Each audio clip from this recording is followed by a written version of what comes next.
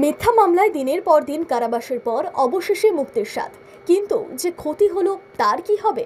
এবার সেই প্রশ্নেই যুগান্তকারী পর্যবেক্ষণ দিল দেশের সুপ্রিম কোর্ট। মিথ্যা মামলায় বন্দী থাকাদের মুক্তির পর ক্ষতিপূরণ দেওয়ার বিষয়ে সওয়াল দেশের শীর্ষ আদালতের। আদালত বলছে, আন্তর্জাতিক স্তরে এমন আইন থাকলেও ভারতে সেই ব্যবস্থা নেই।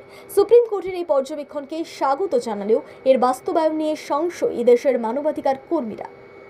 এক অত্যন্ত সংবেদনশীল বিষয়ে ঐতিহাসিক পর্যবেক্ষণ দিয়েছে দেশের শীর্ষ আদালত। মিথ্যা বা ত্রুটিপূর্ণ প্রক্রিয়ায় বন্দী থাকার পর যদি কেউ মুক্তি পান, তবে তাদের ক্ষতিপূরণ দেওয়ার জন্য একটি আইনি ব্যবস্থা থাকা উচিত বলে মনে করে সুপ্রিম কোর্ট। ঘটনার সূত্রপাত মহারাষ্ট্রের একটি মামলা থেকে। এই মামলায় দীর্ঘ কারাবাসের পর মুক্তি পান অভিযুক্তরা। এই মামলার পর্যবেক্ষণে শীর্ষ আদালত আন্তর্জাতিক আইনি ব্যবস্থার দিকে ইঙ্গিত করে।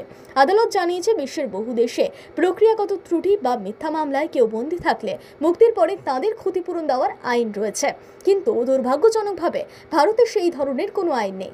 আদালতের এই পর্যবেক্ষণের পেছনে যুক্তি অত্যন্ত স্পষ্ট।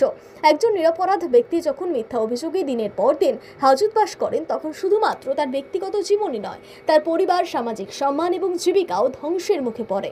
মুক্তির পর সেই ক্ষতি আর ফিরিয়ে দেওয়া যায় না, কিন্তু আইনগত ক্ষতিপূরণ অন্তত কিছুটা প্রাথমিক সুরাহা দিতে পারে। বিশেষজ্ঞদের মতে, এই ধরনের ক্ষতিপূরণ প্রদানের আইন তৈরি হলে প্রশাসনের ওপর একটি নৈতিক চাপ সৃষ্টি হবে। সরকার পরোক্ষে মেনে নিতে বাধ্য হবে যে তাদের প্রক্রিয়াগত ত্রুটির ফলে একজন নিরপরাধ নাগরিকের অধিকার ক্ষুণ্ণ হয়েছে। এটি ভবিষ্যতে মামলার প্রক্রিয়া আরও সতর্ক ও নির্ভুল করতে সাহায্য করবে। তবে সুপ্রিম কোর্টের এই পর্যবেক্ষণে খুশি হলেও এর বাস্তবায়ন নিয়ে সংশয় প্রকাশ করেছেন দেশের প্রথম সারির মানবাধিকার কর্মীরা। যেমন বন্দি মুক্তি কমিটির সভাপতি সুজাত ভদ্রের কথায়, সুপ্রিম কোর্টের এই পর্যবেক্ষণকে আমরা স্বাগত জানাই।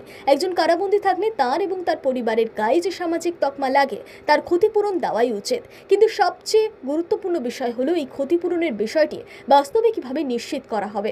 কেন মানবাধিকার সংগঠনগুলোর বক্তব্য প্রায় একই। তাদের মতে ক্ষতিপূরণ দেওয়ার আইন তৈরি করা এক জিনিস, আর সেই ক্ষতিপূরণটি সময় মতো এবং ন্যায্য পরিমাণে ক্ষতিগ্রস্তের হাতে পৌঁছে দেওয়া সম্পূর্ণ অন্য বিষয়। আমলাতান্ত্রিক জটিলতা, দীর্ঘ আইনি প্রক্রিয়া এবং সরকারি অনিচ্ছার কারণে এই শুভ উদ্যোগ মাঝপথে থমকে যেতে পারে বলেও তাদের আশঙ্কা। এই মুহূর্তে ভারতে মিথ্যা মামলায় ক্ষতিপূরণ দেওয়ার জন্য সুনির্দিষ্ট কোনো কেন্দ্রীয় আইন নেই। ফৌজদারি কার্যবিধি বা সিআরপিসিতে কিছু ক্ষেত্রে ম্যাজিস্ট্রেটের কাছে মিথ্যা অভিযোগের জন্য অভিযোগকারীকে ক্ষতিপূরণের নির্দেশ দেওয়ার ক্ষমতা রয়েছে, কিন্তু রাষ্ট্রের ত্রুটির কারণে বন্দীদের ক্ষতিপূরণের জন্য পূর্ণাঙ্গ আইনি পরিকাঠামো এখনও অনুপস্থিত। সুপ্রিম কোর্টের এই পর্যবেক্ষণ একদিকে যেমন নির্যাতিত বন্দীদের মনে আশার সঞ্চার করছে, তেমনি দেশের আইন প্রণেতাদের ওপরও চাপ সৃষ্টি করছে। প্রশ্ন একটাই, শীর্ষ আদালতের এই ঐতিহাসিক ভাবনা কি শেষ পর্যন্ত একটি শক্তিশালী আইনে রূপান্তরিত হবে, নাকি আরো বহু বছর ধরে এই ধরনের বন্দীরা ক্ষতিপূরণবিহীন মুক্তি নিয়ে সমাজের মূল স্রোতে ফেরার কঠিন লড়াই চালাবেন? সময় দেবে তার উত্তর।